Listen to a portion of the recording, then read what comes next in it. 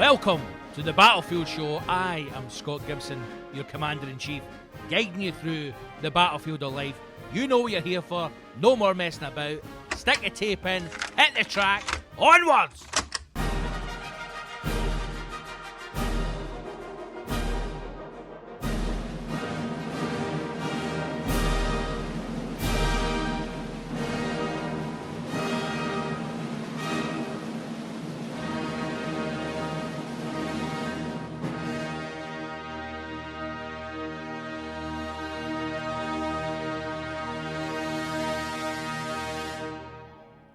Episode 18 of the Battlefield Show. How the fuck have you been, team, since I spoke to you last week? Oh man, bring on the X Factor. How the fuck have you been, team? Episode 18 of the Battlefield Show. Thank you as always for listening. Everyone who's got in touch, everyone who commented on the previous episode. What a fucking week it's been. If we're no surviving one storm, we're getting hit by a fucking arguably more brutal Storm Denny, the big D, is blown in, and what a fucking mess he's made. Now, obviously, here in God's own country, Scotland, the vast majority of us have remained safe. I say safe compared to some parts of England. Now, I know there was some videos out that Dundee was a wee bit flooded, but I mean, the people of Dundee have webbed feet for a reason. You know? If a part of the country is going to become slightly waterlogged, then the web feet people of Dundee are top of the list to cope with such a situation. Most of the time when the weather does hit, it's England that seems to get it. A record number of flood warnings, from what I understand, were issued. And I was watching the news, as most of us do, the last couple of days, or the last few weeks anyway, just keeping adrift of what's happening with the old La Caronia virus. We'll talk about that at some point later on, but certainly the flooding that was on, it's nothing new, right? Every year, especially the way the weather's going, England seems to be underwater. Is it funny? Listen, I'm not here to say, that we should laugh at these things, but, sometimes it's a wee bit funny, There's an old woman being rescued on, I want to say a dinghy, but it's the shittest looking dinghy I've ever seen in my life. And, I mean, to be fair to the news guy, right? To be fair to the news guy, and I have touched on this previously there, where I do think the world's changing, where I think we're kind of moving away a bit more from this kind of softness of, just accepting that people are idiots, and maybe actually start to call them out on their idiot behaviour. Because there would have been a time when an old woman, a pensioner, who was trapped by the rising sea waters, rising, to maybe 2.5 feet, but it was rising nonetheless. And she's rescued, and a news person would have gone in with all the empathy flowing from their pores and said, "My God, you're just saved! Thank goodness, everything's okay." And tell us your story, and if you can possibly cry on camera, then that might get me a studio job instead of being out here in the fucking pissing wet. But this guy actually said to what do you think of the people who rescued you? And she said the usual, and they're fantastic. What they've done saved my life. Maybe a bit of a stretch. I mean, if she'd lay on her back, she could have floated to safety. But they in a way, they saved her life. And the follow-up question was, can I ask why you waited in the house so long when you were told, that, hey, your sofa's going to be underwater? And I thought, fucking right on, mate. Ask her. why have you waited in the house, hen? When we've told you the streets fucking Atlantis. And our response was classic. I just didn't think it would happen this quick. Fuck it. There's a real... Is it an arrogance or is it just a kind of... Maybe it is an arrogance of some old people that are like, we're fucking going nowhere, Betty. We fought and died in the war for this country. You were born in the 60s. It doesn't matter. My father fucking died for this country.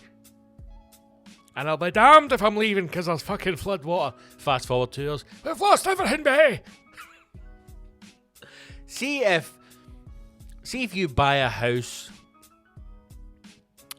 on a flood plain, right?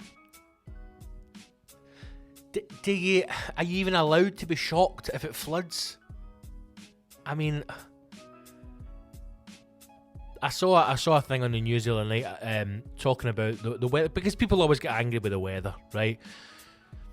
And I just wish, I think that's the final frontier of honesty within kind of daily reporting.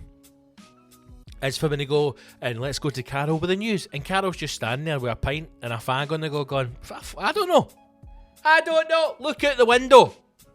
Look out your fucking window. That's how you tell what the weather is. Especially in this country. Especially in Scotland. As I sit here just now and record, I am a mere 5 minutes out of recording. I do a wee bit of prep. 10 minutes at the start to kind of get set up, right? And within this space of 15 minutes or so, I have gone through 3 different weather patterns. We've gone a beautiful blue sky to sleet, and now it's grey and pissing with rain. So how the fuck is Carol, right, who just wants to find a rich second husband so she can get the fuck off the telly and settle down? That's all she wants, man. You know, a woman in a hurry, she just wants to be travelling, right? How is she meant to tell you to the fucking minute what the weather's going to be like? Nobody fucking knows. Nobody knows. And now they're talking about investing hundreds of millions. Again, because nothing just costs 40 quid anymore. Everything's 100 million. Anything the government wants to do.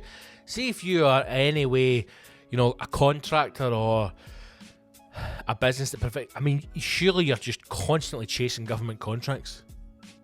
If you're the guy or woman, if you're the company who like, even provides stationery, fucking bin liners, you're the company that sends toilet paper to the government, boom, 500 million. It's the figures they just pull at their ass, and the Met Office, the glorious people at the Met Office, are trying to create this new computer system or build this new system that will allow them to basically drill down to 100 metres square. So they'll be able to say exactly to a point of 100 metres squared what the weather will be like across the country, so that they can give a bit more warning as to things that are going to happen, whether it be adverse weather, things like flooding, things like high winds, you know, anything that could affect, I would imagine, businesses or people's lives. They will be able to give you a further response to it. But it's not going to stop it. That's the thing. Do you know what I mean? Nobody's going to come on BBC Weather and go, listen, see if you're in G14 to the G52 postcode, I tell you, get everything upstairs because your fucking cat's going to drown. It's not going to stop the rain happening. I wouldn't have much confidence in these flood barrier things that I saw going up either. Fucking bits of tin that are getting super glued together at a 45-degree angle. Fucking hell, man. People need to start building houses on stilts. That's what they got to start doing. Build your house on stilts and fucking live up the stairs. Anything that's valuable, keep up the stairs. And also, this is the other thing I know. You know there'll be people, because fucking, hey, man, Leslie done it. I'll never forget it. It stuck with me to the day I die. There'll be people coming down to the flooding. You know, it's halfway up the skirting board. Oh, we've lost that IKEA rug. Janet, that was 112 quid for IKEA, gone. Ah, the memories. They'll be upstairs grabbing laptops and fucking Kindles, launching it down a flight of stairs out of the water. We can claim that. I remember our fridge went, I'll never forget it. Our fridge went, fuck knows what happens to a fridge.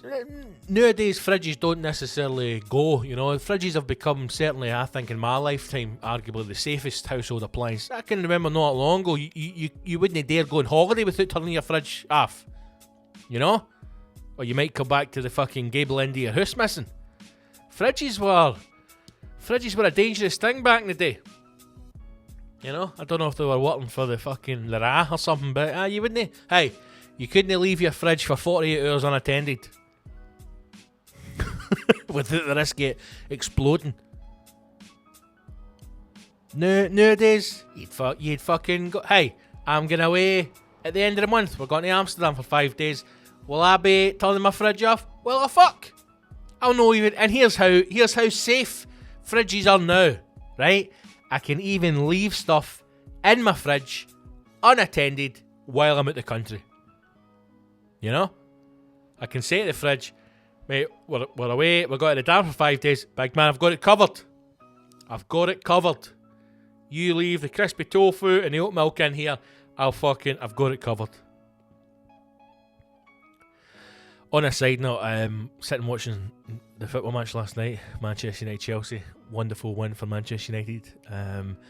Still extremely frustrating to be a Manchester United fan, but are the glory days coming back? Probably not. But it was a good win. And it was half time, and I was going to turn over to check out some news or check out some Sky Sports news, and I says to the missus, is there anything you want to watch just now? And she got up and says, no, I just need to go and turn my tofu over. And I thought, that is the most middle class thing. That's the most middle class thing anybody has ever said in their fucking life. Getting their lunches sorted for work. Is there anything you want to watch? No, I need to go and turn my tofu over. Fucking hell. Oh. But yes, fridges are amongst one of the safest household appliances now. They've got their act together, you know. Like I said, there was a time when we all slept in our beds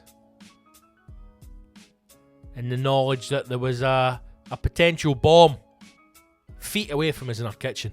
You know, it could go at any point. Huh? Pensioners terrified to go to Blackpool for a fortnight in case they return to find that the fucking fridge freezers exploded, taking out half the street. Now, fucking leave it running, man. Leave it running. The fuck was I talking about? Aye, so she claimed for her fridge freezer once. I don't know what happened to it, broke or a power cut as well. Fucking, there's no a good power cut in a while. I saw a post the other day online somewhere, and it's like people who were born in the noughties, what they will never experience. And it was, you know, usual fucking bullshit writing. I mean, if you're born in the noughties, the things you'll probably never experience: getting leathered off your parents, one, and a blackout. Blackouts used to be a rare time. You'd wake up in the morning, the alarm at the side of your bed says midday, flashing away, and you're going, the fuck's happening? Oh, power cut in the middle of the night, knocked the alarm out. I don't know the last time I had a power cut. Again, hats off to the government of the times who fucking got their shit together. But I saw a fridge went, stick to the fucking story, Scott. Fridge went, claims a fridge, and it may have come up in conversation around, you know, what was the contents of the fridge so that we can reimburse you. And of course, the bold Leslie claims to have had fucking Wagyu beef and sides of salmon in the freezer, you know? Yes, the fridge is worth 500, but there was $6,500 worth of contents in the fridge, you know? So the weather has been, it's been bad, man. It's been bad. It's been wet. It's been windy. I think Sunday night, was as bad as the weather I've seen it.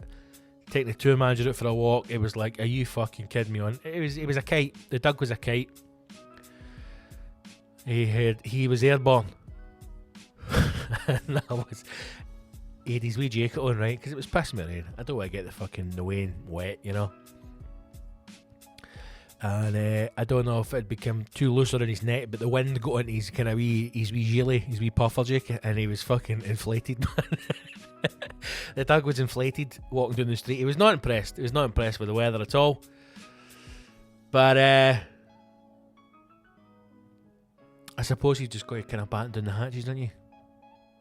It passes relatively quickly, and I don't imagine this will be the end of it. I think this is. I mean, we were sold a lie on global warming. No one really told us the truth, you know. We all expected.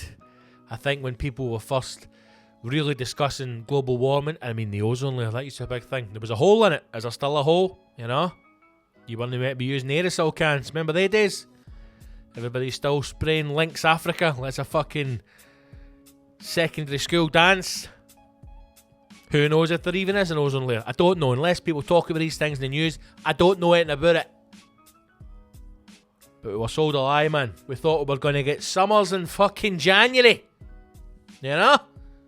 Barbecues in November. And the people of Scotland were on board.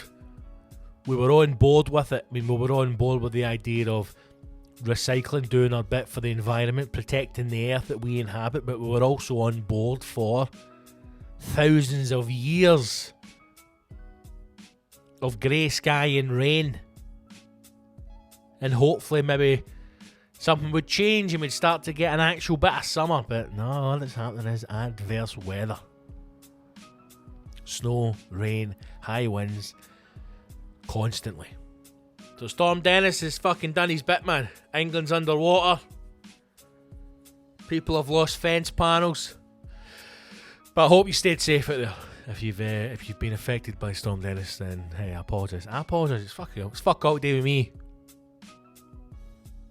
But I hope you've been alright, team, in the last week.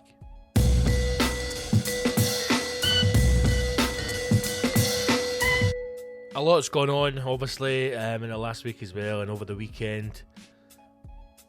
I'm sure many of you, I don't imagine there's anybody in the country now who isn't aware of Caroline Flack taking their own life.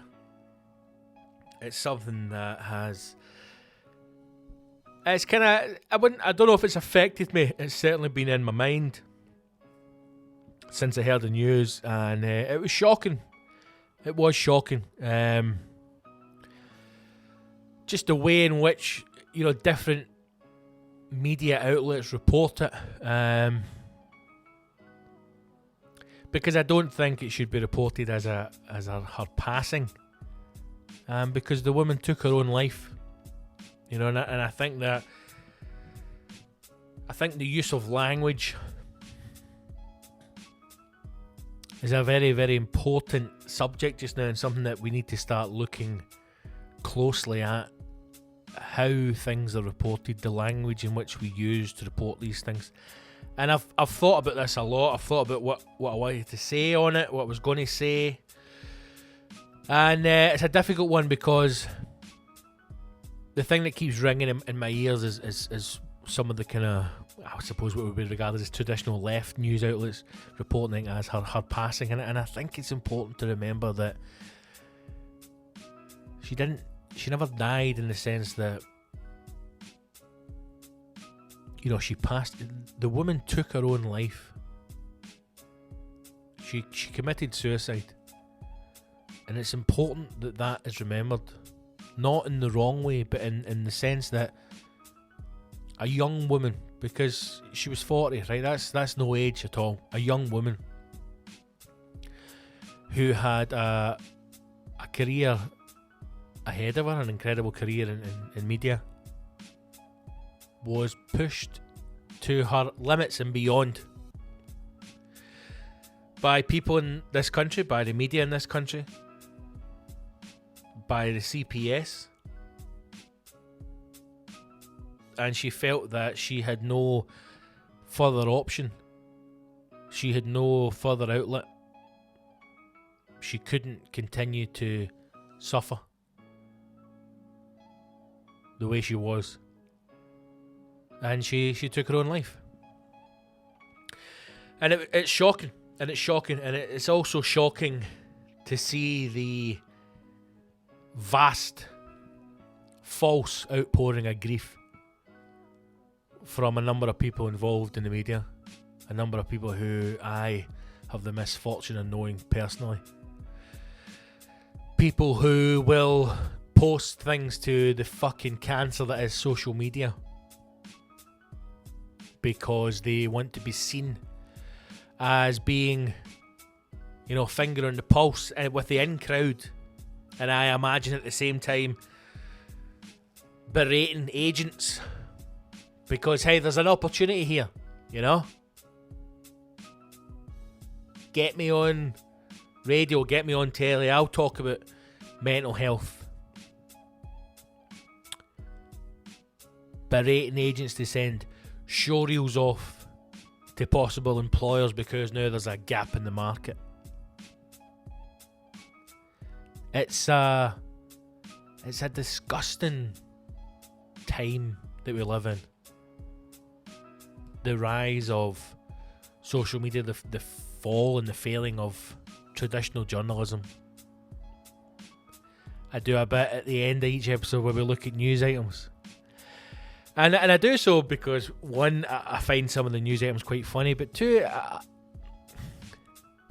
it's also a piss take because the stuff that makes it into our news is either things that, you know, don't need to exist in the world or just bile and hate.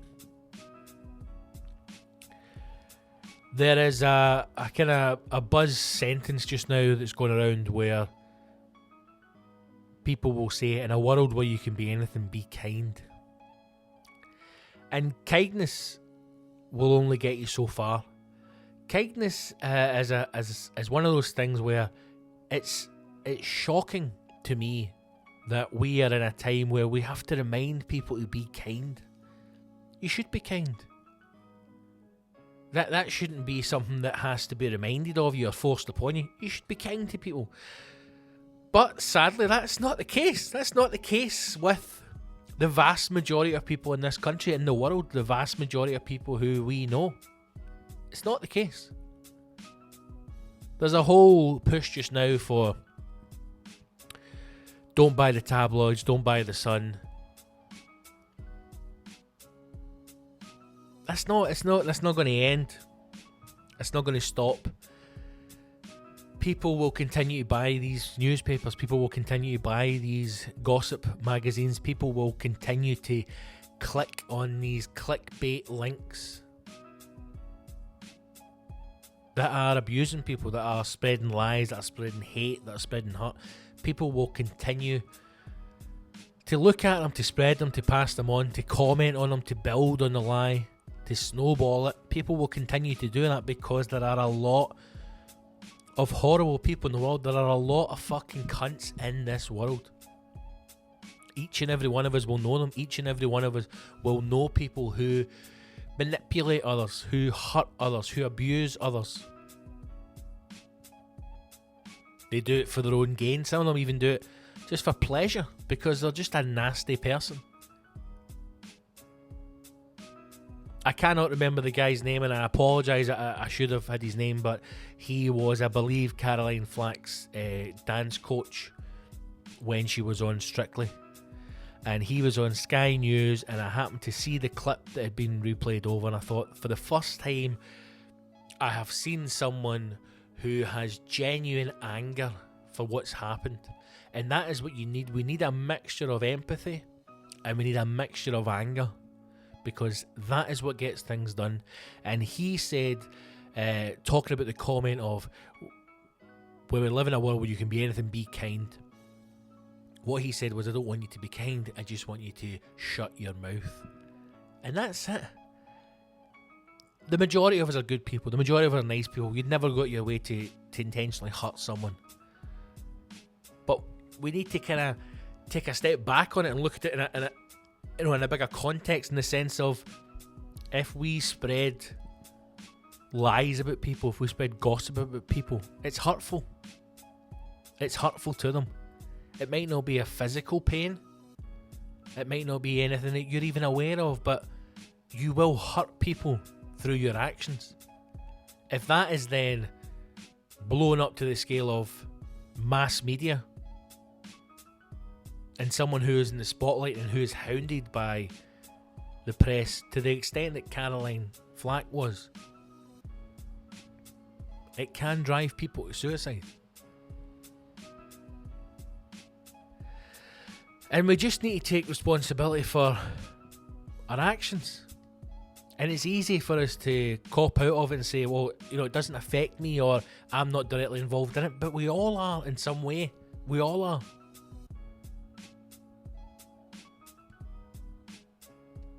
It's time for people to be kind to each other. Of course it is. But it's time for us to fucking cut the bullshit. It's time for us to change as people. It is, man. It's gone on too long. There's too much that is affecting our own mental health. It's affecting our own happiness that we can control.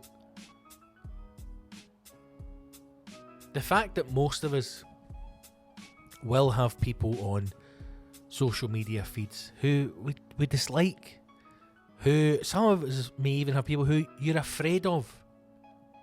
You know, you're afraid to disconnect from them. You're afraid to unfollow them. You're afraid to block them. Because they may give you shit. They might start, you know, lying about you, rumours about you. It's better, this whole concept of, hey, it's better to be in the tent pissing out than on the outside pissing in. Do you know what? It's better to set fire to the tent and fucking burn all the cunts in it. How's about that for a bit of logic? You've got to remove this negativity from your life, man. You've got to remove it. And it's the only way that we can kind of try and get back to being happy, try and get back to that level of normality. If you've got people in your social media feeds who not only bring nothing to you, who drain you emotionally, drain you physically, we all know these people.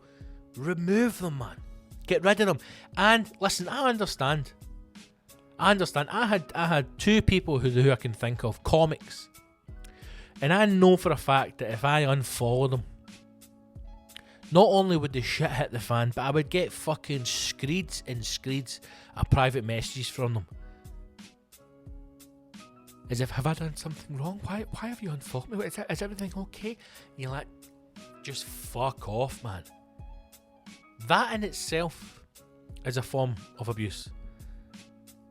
These people, they're not happy people. And you can't fix them. It's not your job to fix them. It's your job to focus on yourself and be happy. That's your only job in life. We push on ourselves this kind of constant idea of looking at the world as a big picture. You've got to start with yourself, man. As Michael Jackson says, you got to start with the man in the mirror. Start with the man in the mirror. It didn't work out well for him. Don't have sex with kids, right, is the other message here, but start with yourself. Sit down. Remove these people from your life. Remove them from your feeds. And if you're saying to yourself, look, I don't see them in real life. You know, I've just got them on there. It's not a big deal. It is a big deal. Get rid of them, man. If you see a post online and you take that post and you share it with friends privately and you bitch and you moan and you gossip about that post, that's not healthy. It's not good for you. Just don't do it. Just remove them from your life. Look at the friendship group you've got. Is there people in your friendship group who are draining? I had someone in my life, thankfully they're not in my life anymore. I don't have anything to do with the person, but who they used to call me. And I'd be on the phone for them for maybe about an hour. And this was another comic. And I'd be on the phone each time for about an hour. And when I came off the phone, I can remember I would put the phone down and I would be physically drained. Because all this person would do would be to offload on me. They'd give me all their bile and all their hate and all their gossip and all their bitching about everybody else and why they weren't getting this and why they weren't getting that and why is this person getting it and what's happening to them constantly. And I would try to reassure them because I thought we were friends, and then I realised I am getting nothing from this relationship, and there's no relationship there anymore. I have nothing to do with the person. And it's hard, man. It's hard to disconnect from that, but it's the only way to do it. You've got to look after yourself. You've got to look after your own mental health and your own happiness. Because before you know it, very quickly, you can either become one of those people or they will just consume you, man. And it's fucking draining. If you've got to be online, if you've got to have Facebook and Twitter and Instagram and everything else, there's some fucking wonderful people online. There's some amazing content. There's some, interesting designers, artists, musicians. Fill your feed with fucking this stuff, man. Fill your feed with, joy. Fill it with happiness. Fill it with good stuff. Most of us will go on, that's the first thing we do in the morning, right? We check our phones. It's the first thing I do every morning. I open it up and I go Twitter, Facebook, Instagram, and I go straight to messages. I see if there's been any messages, and then I go to my emails and I see if there's anything I need to kind of get on quickly when I get up and get started work. But if you are sitting scrolling through these feeds every morning and it's making you angry because the stuff you're seeing, you got to fucking change, man. You've got to fucking change. I think what happened to Caroline was an absolute tragedy. I think a lot of people failed the woman. It's just an absolute tragedy what happened to her. It really is. And we are aware of it because we're aware of Caroline's fame. We're aware of the work she did. But there will be people who we don't know have taken their own lives. There will be people now, as I'm sitting here recording this, will have taken their own life because of some bullying campaign, some smear campaign, some fucking shit that people have made up. It's got to stop, man. I don't. If I'm honest, I don't know what we do. But I think if each of us just takes control of what is in our own life and what we are exposed to, I think that will be a huge step towards it. I really do. I think it would be a huge step towards it. Try and be responsible for your own happiness and just consider as to what you allow in to your circle. And also think about what you put out there as well. I don't know, man. Sad news. Sad news. And if anybody's struggling with anything, reach out to someone. Reach out to someone. Talk. Speak about your problems. Don't keep it bottled in. And it's hard to do, man. It took me a fucking long time to talk to anybody. But look after each other, man. Let's just be nice to each other. What a loss. Right. Sorry to be a bit of a downer this one, team, but it's one of those things where, I don't really know what to say about it or how to kind of approach it because it's just such a sad loss. But hey, life goes on, man. World keeps spinning. We've got to learn for these things. Yeah. Let's just be good to each other. Right, let's move on with this fucking episode, man.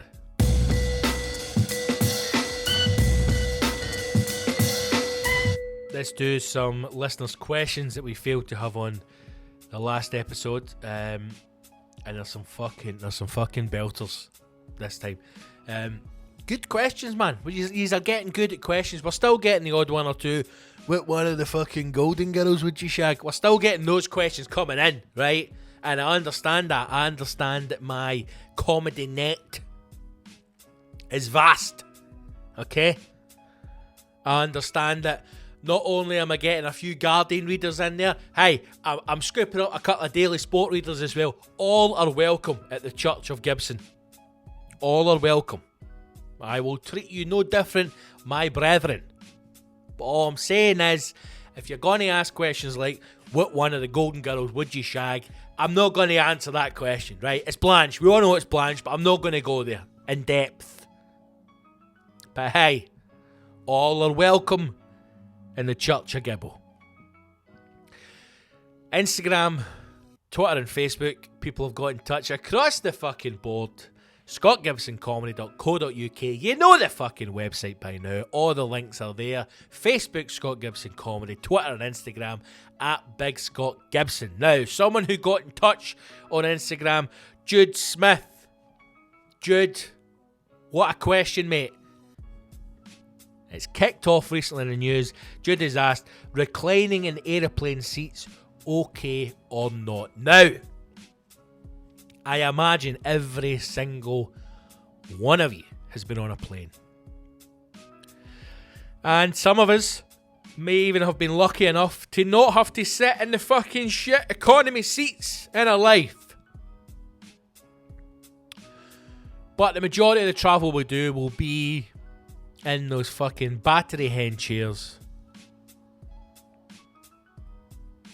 Where, I mean, the space you get now in an aeroplane is disgusting.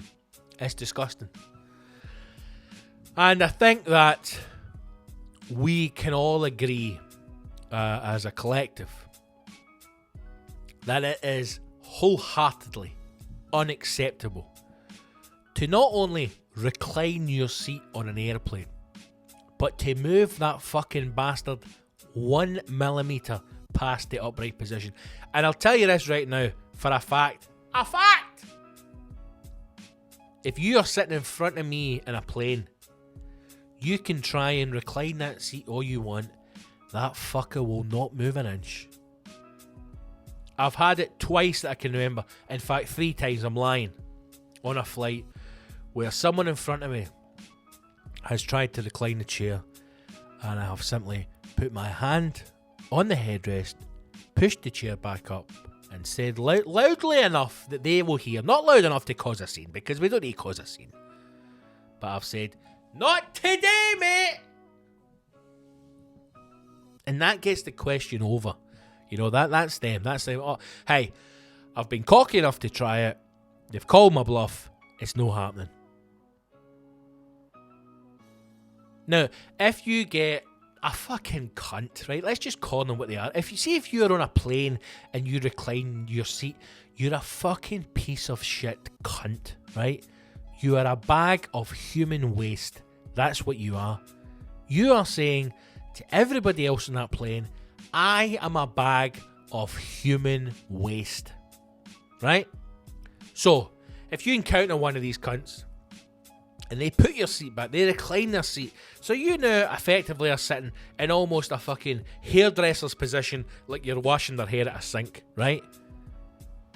Smother the cunt. Smother the bastard.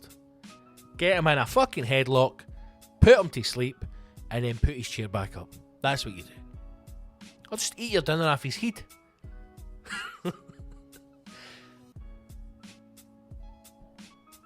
I think it's uncommon now. I don't know if the video that was going around was an American flight, because, you know, Americans, you know, fucking cunts, human waste. It's a thin line there, right? I certainly would never recline my seat on a plane, ever, because there's just no space. I mean, the space you have in the seat alone is fucking shocking. If you then recline it, you're taking away 60% of the bastard's breathing space behind you. You just wouldn't recline your chair. You just wouldn't do it. Almost now it's more of a novelty. If someone was to recline their chair in front of you, you'd think, fuck, I thought all these people died out. But look, an actual human cunt is in front of us. And then you fucking rattle their chair back up. Now, if you are listening to this and you are thinking, hey, big man, I recline my chair, then you're wrong. You're a piece of shit. Don't recline your fucking chair. Don't recline it. Just keep it fucking upright.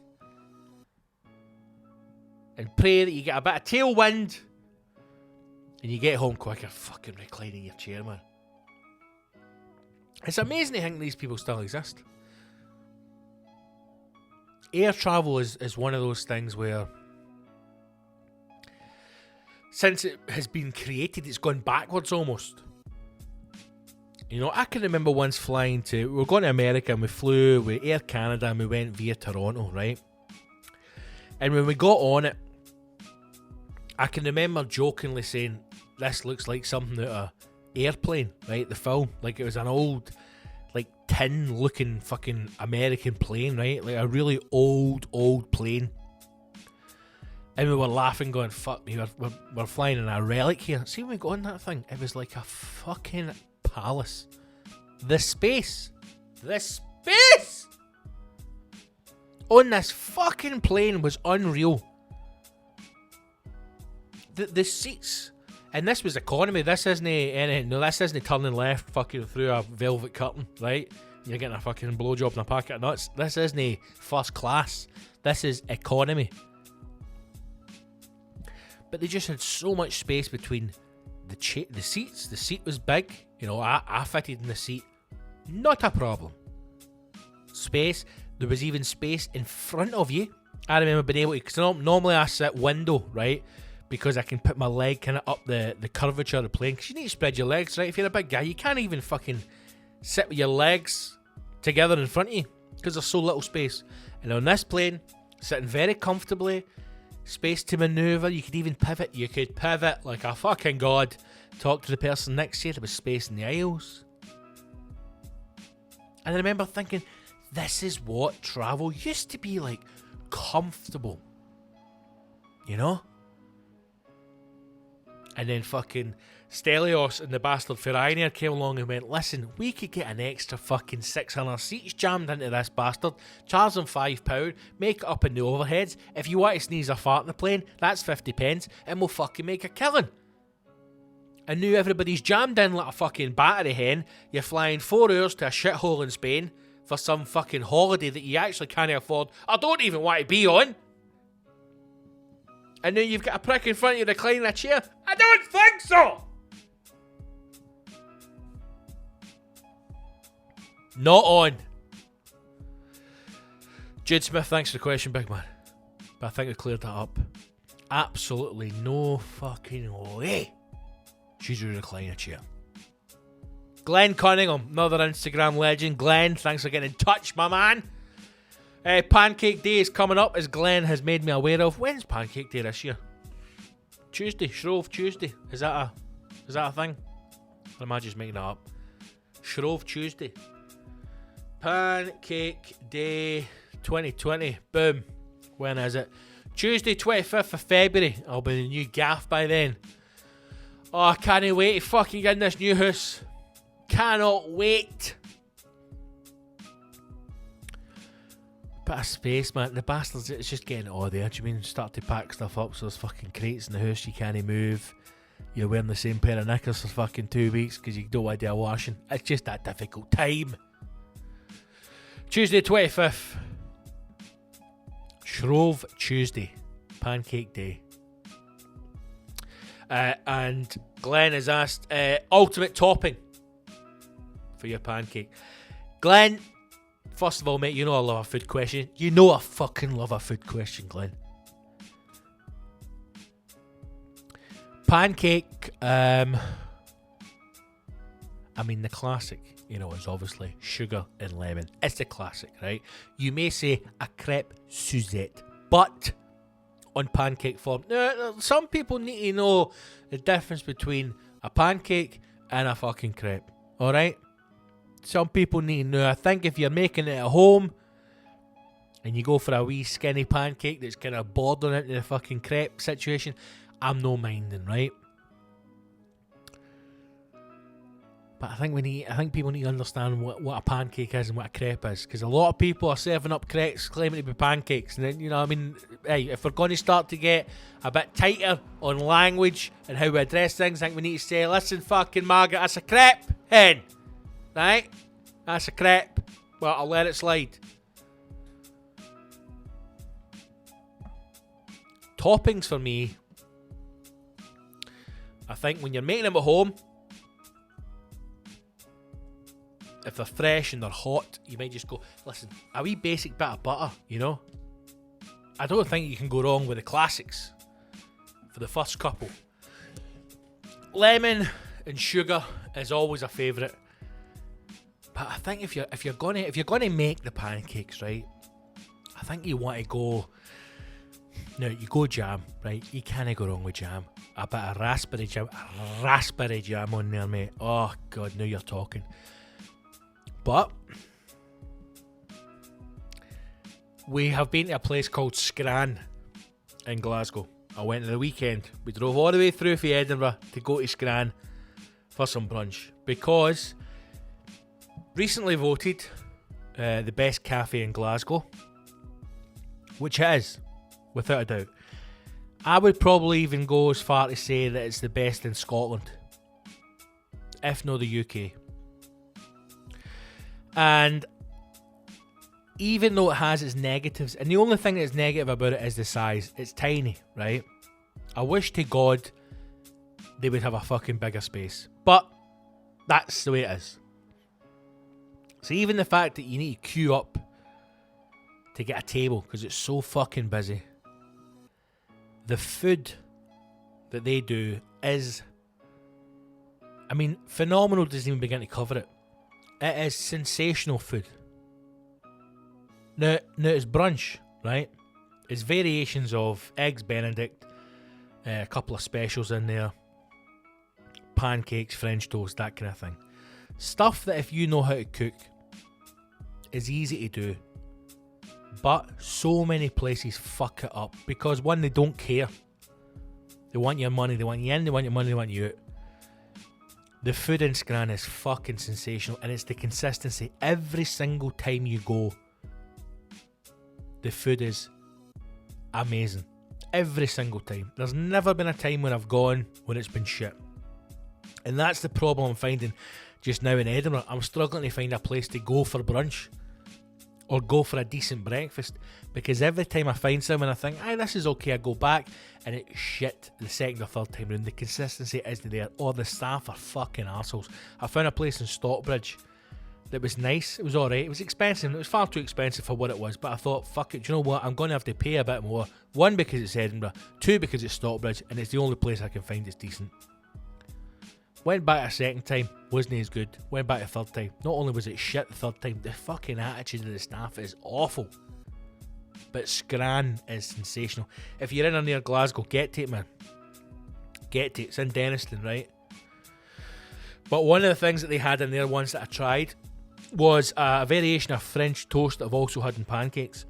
And it was maple syrup and then a kind of Nutella mascarpone cream. So effectively cream cheese with Nutella mixed through it, and then blueberries and fruit and different things, and fuck me, a taste sensation. So if you're looking for a possible pancake topping, Glenn Cunningham on Instagram, that could be a fucking shout, mate. Nutella mascarpone, oh my god, I fucking want that now.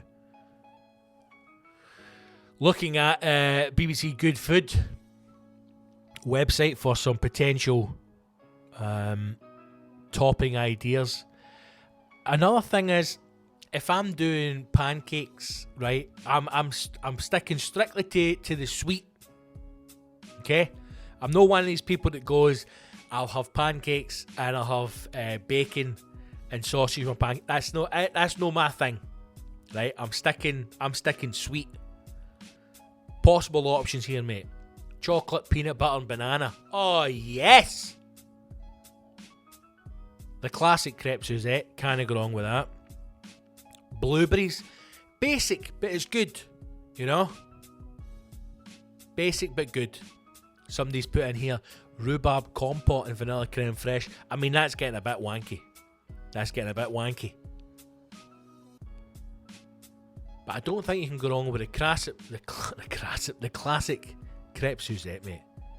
Sugar and fucking lemon juice, bit of butter. Don't you can go wrong with that. Chocolate, peanut butter, banana, fucking yes. Good bit of jam, or give it a shot. The Nutella mascarpone. Oh god, that was fucking tasty. If you got any good pancake recipes or toppings, fucking get in touch, man. Get in touch just as big fucking Glenn did on the old Instagram. Drop us a message. Fucking love it, man. I want pancakes now. I want fucking pancakes now. Let's go to Facebook, man. Stuart Kyle, good listener, has got in touch. Thanks, Stuart. Stuart has asked, is it mental to have an Instagram account for your dog? Stuart, it is not. It is not. And I know that the Bold Stuart has an Instagram account for his dog. I think it's at Elvis the Dog. Or Elvis the Dog on Instagram. Check it out. He's a fucking cracker. The wee guy. Absolute wee cracker. No, I did a Burn Supper event last month, and I was working with a guy who does like kind of, I don't know, show manager you would probably call him. And he's an actor as well, and he's worked with the people who run the event, Unique Events in Edinburgh for a number of years, done a few things with him. And he helps out during the course of the month for the festival. And he was telling me that they've got a wee French bulldog who's got his own Instagram account, and the fucker's got more followers. I mean, that's when I know for a fact if I was to do an Instagram account for the tour manager, right, the fucker would have more followers than me in a matter of weeks. I know that. Instagram, right, if you're a dog or a cat or any kind of animal or a bird that gets her bangers out or fucking flings her hips when she dances, whatever it is, right, you're going to get the followers, okay? It's basics, right? I don't think it's wrong to have an Instagram account for your animals. I think it can be quite good and quite funny. There are a number of animals who I follow on Instagram. I suppose there's probably people you could class as animals as well, but I like it. I think it's good. It's good when the people who are doing it actually take a bit of time. So they talk about the animal in the third person. It's quite funny. Some of them even have catchphrases. My furry friends. Fucking the bold Elvis. But no, I don't think it's weird. And I'm sure all of us enjoy nothing more than a good animal video on social media. I've recently enjoyed the wee hamster that's terrified in the corner. That made me chuckle. I've also enjoyed the many voiceovers that the hamster's been given. So no. If you're on Instagram, as I'm sure most of you are, give Stuart's Doug a wee follow at Elvis the Doug, because he's a wee fucking belter, and I'm sure one day him and the tour manager will get together and do a podcast of their own. Who knows? Right, let's do something for Facebook as well. Even though that was for Facebook, Scott, fucking get a grip yourself.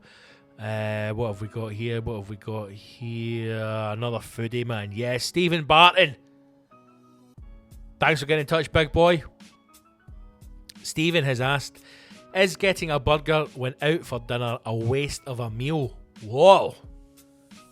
Stevie boy, I know where you're coming from, mate. I know where you're coming from. And I think a burger is that one item that would put doubt in your mind if that is the right way to look at it. You would never go out for dinner. Now, obviously, Stephen here is meaning in a restaurant, right? Like a decent restaurant if you're going out. Because burgers are the one item that went through a kind of foodie trend, in the last couple of years where burger restaurants were fucking popping up everywhere. And suddenly even very high-end restaurants were offering, a gourmet burger. And it's one of those food items that I think ties across everybody. We've all had a burger, we've had a good burger, we've had a shite burger. And it's something that you can... It's something that you can kind of order safe in the knowledge that you know what it's going to be. But it is the one thing that kind of puts doubt in your mind going, am I wasting my money by getting a burger here? Now, if you're out for dinner, right, I don't think it really matters what you're ordering. If you want something on the menu, you get it, and that's it. The odd thing is a pizza. I often think a pizza is a kind of very basic food, but you would never order a pizza in a restaurant and think, is this a waste? you know, because I can get a pizza at home. But you would do it with a burger. It's an odd thing, Stephen. It's an odd question you've asked. Well, it's not an odd question, but you've opened up a can of worms here.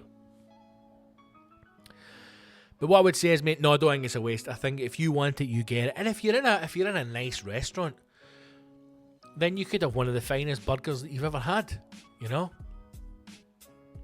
It's one of those dishes that I'm fascinated by them. And again, it's because I'm interested in food and I love food, right? If you go on YouTube, there is a channel called First We Feast. First We Feast. And it's there's a whole lot of different cooking programs on it, different food shows. And it is, they've got a show on it called The Burger Show. And I think the guy's name is Calvin. Big, massive, kind of Hawaiian, Samoan looking guy. Huge, big guy. He runs a restaurant in America. I can't remember the name of the restaurant, but he's also got a brunch place which is called Egg Slut, which I think is a fucking brilliant name for a brunch place. But they do this show called The Burger Show. They've got some celebrities on it, different things, and they make different burgers. But they've got a guy on it who has written a number of books on the history of the burger, right? Again, American, they're obsessed with this kind of stuff. But the show in itself is interesting because it starts to look at things like the diner culture in America and how it started, and slider burgers and how they started, and people who have claims to creating the first burger. Now, America's good at taking things and claiming it as their own, you know, or Americanizing stuff to make it their own. There's no way the Americans were the first people to ever put a beef patty between two bits of bread. They certainly were never the first people to put sauce and toppings on a piece of bread and bake it in an oven, call it a pizza. They were certainly never the first people to do that. But America has this way of taking something and almost building a culture around it. And it's a great show because it talks you through the history of different burgers, different recipes, where they're from. Listen, if you want to kill a bit of time, watch it, The Burger Show. It's great. But on that, you definitely start to look at ways in which you can take a dish or take an item and make it very high end or bring it very low end. So I don't think, mate, that a burger is a cheat. Again, it depends on where you are. You know, it depends on where you are. If you're in a decent restaurant or a high end restaurant, and they've got a burger, and it sounds interesting, whether it be the toppings they've got on it or how they do it, go for it, man. Fucking try it. But if you're in like a Frankie and Benny's or a fucking, I don't know, just some kind of shite chain, maybe no go for the burger at that point. Because take a look in the kitchen and ask yourself, are they chefs or are they cooks? Is that someone in there who's sitting down with a team, compiling a menu and building dishes? Or is that someone who is defrosting some mince, mashing it together and cooking food to then fucking churn out? Right? That's maybe the way to look at it. So I don't think it is a cop-out. I don't think it's a waste of a meal, depending on where you are. But sometimes you just like a fucking shite, greasy burger, you know? I love a Five Guys, man. I know some people think Five Guys is shit, but I think Five Guys is a pretty decent burger. And burgers are one of those things that you can't hide behind, you know? I've been to a few burger places who claim to specialise in them. And again, it goes back to what I was talking about with Scran. Something as simple as a burger. If one thing on that falls, the whole thing falls apart, you know? So if you've not toasted the bun right, if you've not cooked the burger properly, if you've not got the toppings right, if it isn't balanced, it can all fall apart. I remember once me and Mal going for a kind of catch up to talk about an old live show, and we went into one of these burger, is it BGR or something, one of these, you know, that bit in Glasgow where there's like a fucking burger corner in every restaurant, a burger restaurant in every corner. And we went into one, and Mal had been in before, and we ordered these burgers, and he went because it was like £6 on a lunch menu, and it was shit, right? It was shit. It was nothing that you couldn't make at home. So I think if you're going to go for a burger and you're going to make that your dinner, especially when you're on a night out, you want to make sure it's something special. But I don't think that it's a cop out, mate. I don't think it's a cop out. But thanks for your question, TV boy. Let us know, how was the burger? You know? Now I'm hungry. Now this is what happened. I should have had some food before I started recording this, because now I want pancakes and I want a burger. I tell you one thing that I've seen that the thought of it turns my stomach.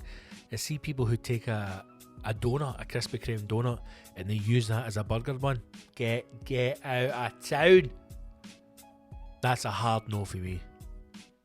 But nothing wrong with a good burger, man. I fucking might. See, now I feel as if I need to go and get a burger for somewhere. Anyway, Stevie boy, thanks very much for your question, and thanks to everybody who got in touch. There's a whole load of really good ones. Krish Ashton, you asked a good question, mate. I never got around to that. I will use that at some point. Sammy Backey on Instagram, another good question as well. I'll get around to that in another episode. And Ian Mac 24, I'm definitely going to look at your question, mate, at some point as well, so don't worry. But thanks to everybody who got in touch. Instagram, Twitter, at Big Scott Gibson, Facebook, Scott Gibson Comedy. Go to the website, scottgibsoncomedy.co.uk, sign up to the mailing list, follow the links, and yes, we will do more of these on another episode. But thanks to everybody who got in touch. Right, let's start to fucking bring this bastard into a close, shall we? Episode 18, thanks everybody for listening. As always, if you have friends, family, colleagues who don't listen to the podcast, spread it with them, man. The numbers are growing each and every episode that we release, and thank you genuinely from the bottom of my heart for all your support, for your continued listening, your comments and your feedback. But please do share the podcast. The website is the best place to get all the links. You can get the podcast on SoundCloud, which you can subscribe to the channel, Spotify and Apple Podcasts. Simply go to both of those apps, search for The Battlefield Show, and then hit subscribe so you'll get them into your feed as soon as the episode drops. If you don't use Spotify or Apple Podcasts, you're a fucking idiot. But you can also get it on Acast, Stitcher, TuneIn Radio, iHeartRadio, all the fucking places where you get your podcast. You can get The Battlefield Show on there. Tour is continuing. We have done 2 dates. 2 dates sold out. The next one, February 23rd, this coming Sunday at Webster's Theatre in Arbroath. If you are in or near Arbroath, please do get your tickets there. Hopefully we can sell that out and keep it fucking rolling, but we will see. It's always a wonderful night up there. Just good people, man. See, I think the more north you go, big cities like the West, anywhere on the West Coast of Scotland's a fucking good laugh. And then you get. Do you know the only bit of Scotland that's odd, man, is the east, the lower east. See, kind of Edinburgh and down that coast at the borders. Basically, the closer you get to England, right, the more fucking stuck up they get. But up north, up that east coast, Arbroath, go down to Dundee, and then come into kind of Kirkcaldy, Dumfries, you go as far out as Aberdeen, Elgin, Peterhead, all these places, man. Brilliant, and always a great night in Arbroath because it's a fucking beautiful space, man. It's a great wee room, staff are incredible, the people that run the theatre are just lovely. So if you're in Arbroath or near it this Sunday, February 23rd, go to my website, scottgibsoncomedy.co.uk, get your tickets there, or go direct to Webster's Theatre and you can snap them up. Also, if anybody is up that neck of the woods, I really want to come up to Peterhead with a tour show. I've not been to Peterhead in fucking years, man. I would say 6, maybe even 7 years since I've been up there to do a show. And the last time it was just a club gig that we did, and it was a fucking brilliant laugh, man. So if anybody's got some decent venues or knows of a nice space in Peterhead, man, get in touch and I'll try and bring a show up there. But like I said, February 23rd, Webster's Theatre in Arbroath. After that, March 21st, we go south to the Junction in Cambridge, another fucking brilliant gig. And then we roll on through to June. So get on the website, get your tickets, and I'll hopefully see you on the battlefield. All that's left to do now, anyway, is some fucking mental news from the arseholes at the Metro. So let's do the news and play the jingle!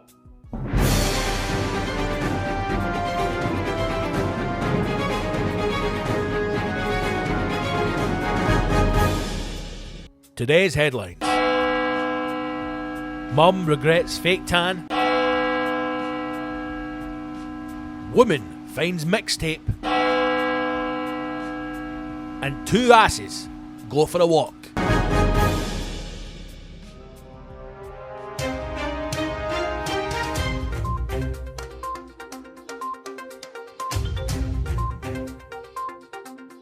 Well, as always, hard-hitting news stories from the world's favourite free, shitey newspaper, the Metro. Everything that's going on in the world. Tragedy of people taking their own life through abuse from the media. Abuse online. People dying at the hands of a virus. People trapped on a fucking cruise ship. A cruise ship! And the Metro has decided to go with a breastfeeding mother, a mixtape, and two fucking donkeys. Let's read on, man. Let's dive straight in to the very first story. And of course, it's back to the fucking legend of shite media, Richard Hartley Parkinson. Oh, it's good to have you back, you fucking vapid, soulless cunt. We read on. The headline reads, breastfeeding mum regrets fake tanning every part of her fucking body. Oh, dear God. I've not read the story. I've simply read the headline. The people who are listening to the show for the first time, we discover these news stories together so you can get my honest and sometimes angry reaction to these fucking shit news stories. There is a picture attached to this, as always, of a mother holding her child to the right hand side, and then a picture of the baby lying down with a face that looks like he's either eaten someone's arse or has tanned a fucking egg. Either way, he's got a wee brown face. Let's read on. A new mum says her son was left looking like Homer Simpson when she... Homer Simpson? He looks like a fucking minstrel. Homer Simpson was left looking like Homer Simpson when she breastfed him and forgot she was covered in fake tan. So she's fake tanned her tits, and then she's breastfed the Wayne, and now his face is covered in fucking fake tan. One, that can't be good for the Wayne, and two, do you fake tan your tits? I'm asking for a friend here. Obviously, Mama's goes to sunbed. There'll be an occasional top up of a tan for a night out, very occasional, where it may be a mitt, I believe is the technical term, will be applied to the areas where skin is showing to give a more brown coating. I don't imagine coating is the correct term to use for fake tanning, but ladies, do you fake tan your tits? Why would you fake tan your tits? Your tits aren't in show, are they? And if you're going to say it's because I'm going out and I might get a cuddle, see if you come home with a partner and you go into the boudoir for a cuddle, nobody's going to walk out because your fucking tits are milky white. The fucking Wayne's face, man. Right, Kezia Josvinick, 20, was getting ready to go out for a meal with boyfriend James Smith. Would you have a burger, Kezia? You know, is it a waste of a meal? Who knows? When 5-month-old Raph needed feeding, she said she went into autopilot and started feeding him without realising she was leaving marks all over her face. I mean, to have left that much tan on him, she fucking must have mashed her tit into the boy's cooping. Kezia said, when I looked down at Raph, I just burst out laughing. I couldn't believe the tan had left his mouth looking like Homer. Raph was asleep, so I thought I could squeeze in some tanning time, but he woke up starving mid-tan. As the first and definite last time I feed him with my tan still on, it hadn't actually occurred to me that the tan could transfer onto him. I took a picture and sent it to my girlfriends, and then the fucking papers, because you make it 50 quid, and they were all laughing as well. Everyone is finding it hilarious, and my mum rang me in tears when she found it so funny. How is this news? I mean, this is how most of these things obviously are. Kezia usually tans once a week in a place. Why are we hearing about the woman's tanning fucking situation? It took an hour for the panicking mum to remove the hilarious tanning fail from her baby's face. She's probably poisoned the fucker. She's probably poisoned the bastard. Kezia said it took me a good hour to get the tan off his face properly, but he found the whole thing hilarious. I used baby oil and baby wipes as he looked shiny and clean after. Shine bright like a diamond.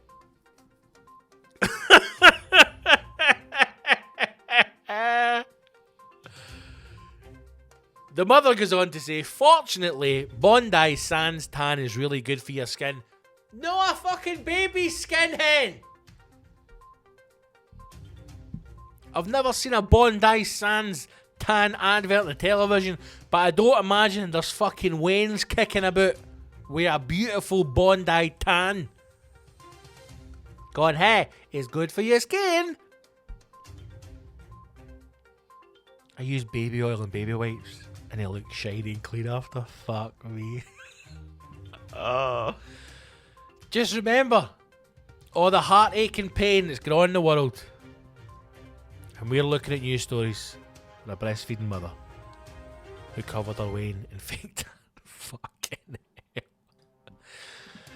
Oh, next news story by Zoe Derwitt, known to us now. She's moving up. She's fucking challenging old Richard Hartley Parker for top spot on the Shite Journalist Awards. Headline reads, woman who lost mixtape on holiday finds it 26 years later at art exhibition. Who fucking cares? What?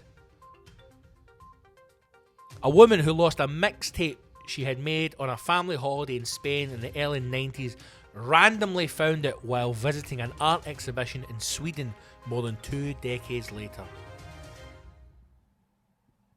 Stella Weddle was just 12 when her homemade cassette featuring hits by Shaggy, UB40 and the Pet Shop Boys. What a fucking mixture that is! Shaggy, I wasn't me. UB40 and the Pet Shop Boys was lost in either the Costa Brava or Mallorca. She was convinced she would never see it again. I mean, it's a fucking tape. It's a tape. She was convinced she would never see it again. It's not a child, right? She's not escaped Western fucking Berlin with a newborn infant and it's been taken off her by the fucking Gestapo, right? And then 25 years later, I never thought I would see her again, and now I've been reading it. It's a fucking tape. In 2017, it washed up on a beach more than 1,200 miles away in the Canary Islands and miraculously still worked. How do you know that? How do we know? Also, who's finding a tape in the ocean and then sticking it in a cassette player? Second question, who the fuck's got a cassette player? Oh my god. Artist Mandy Barker from Leeds specialises in marine photography and is currently touring an exhibition on plastic pollution. She found the tape on a beach in Fuerteventura and sent it off to a professional audio restorer who was stunned to find it still played. Mandy included the cassette as well as a full track listing in her exhibition Sea of Artifacts. All this is telling me is, one, art is a pile of shit. Last summer, the exhibition made its way to Stockholm, where Stella from Berlin, she did fucking escape Berlin, happened to be visiting on a holiday tour of Scandinavia. She noticed the track listing with the tape and something jogged her memory. Wait a minute, I used to listen to Shaggy. Unbelievably, she realised the cassette tape was hers. So does she get to keep it? Who knows? Stella said, when I was reading the track list, it seemed very familiar. It wasn't me. It seemed very familiar. So I took a picture of it and compared it with the original CD from 1993, which I still have.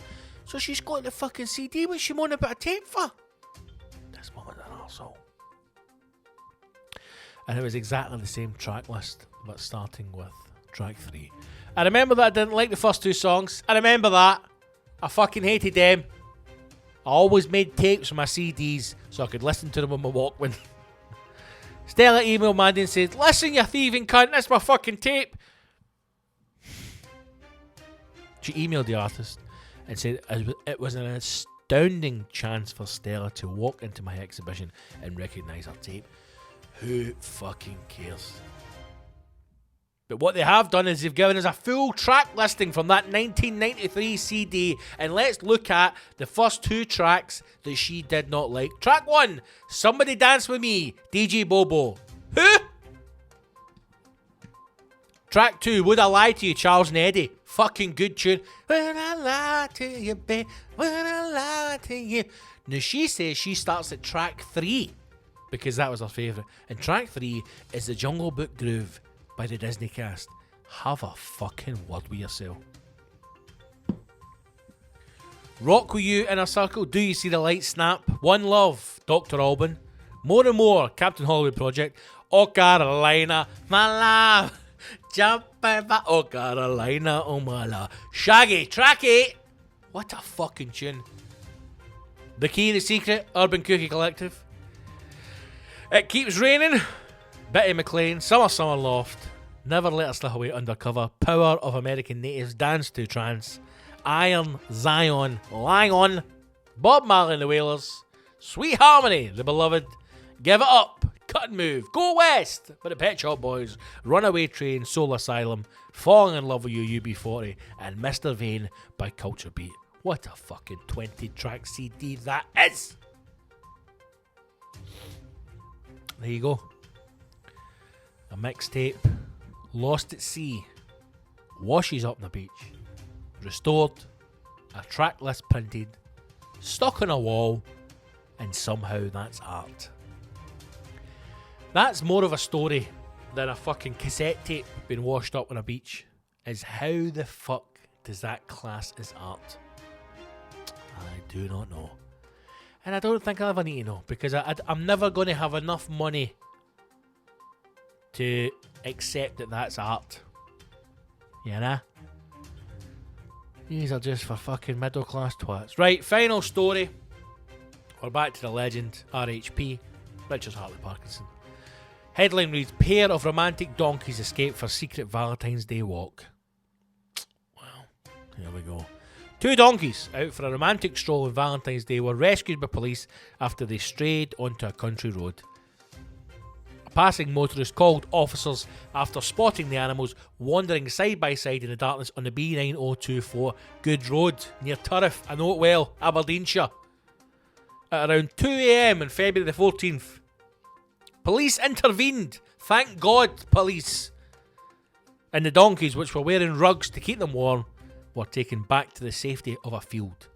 PC Mark McLean said, we were called out around 2 a.m. to the B9024 between Turriff and Fort 3 after a motorist found 2 donkeys enjoying a romantic Valentine's Day stroll along the road. Myself and PC Joseph Yeoman, because there's no way one of us could have just done this, we had to phone fucking 2 coppers out, were happily to guide wee cunts back into safety and in their field and home again. Officers tweeted a picture of the animals walking along the road and another of them standing near a house, using the hashtag Keep Donkeys Safe. The officers wrote on social media, we thought as if it was Valentine's Day we would have an uneventful shift until we came across 2 donkeys out for a romantic stroll on the B9024 near Turriff. Both back in a field now, both safe. So there you go. If on the morning of February 14th near Turriff you were being robbed, assaulted or burgled, please at least take comfort in the fact knowing that the local constabulary was putting 2 donkeys back in a fucking field and taking the time to take statements from the donkeys and to post pictures online. My God, what a fucking shower of shite the Metro is. There you go, team. That's your news stories for another episode. Breastfeeding baby looks like a minstrel after it's force-fed a tit. Washed up mixtape somehow qualifies as art. And 2 donkeys try and escape on Valentine's Day, but are dragged back to the horror of their prison by two of Aberdeen's finest. That's your news for this episode.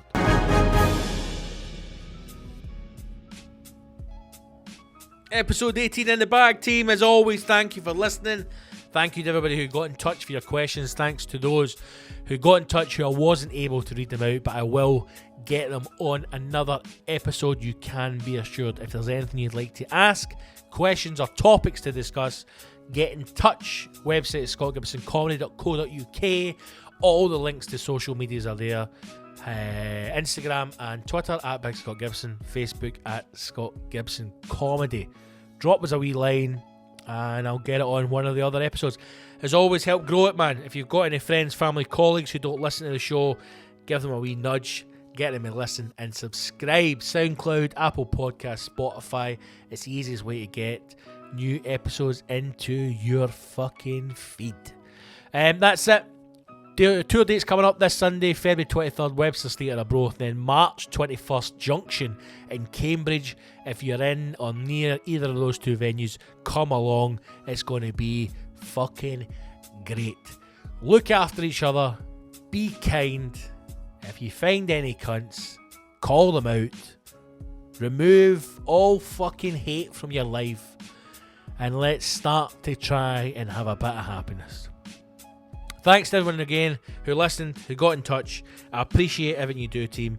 I will hopefully see you on a battlefield very soon. Take care of yourself. Stay safe. Be happy.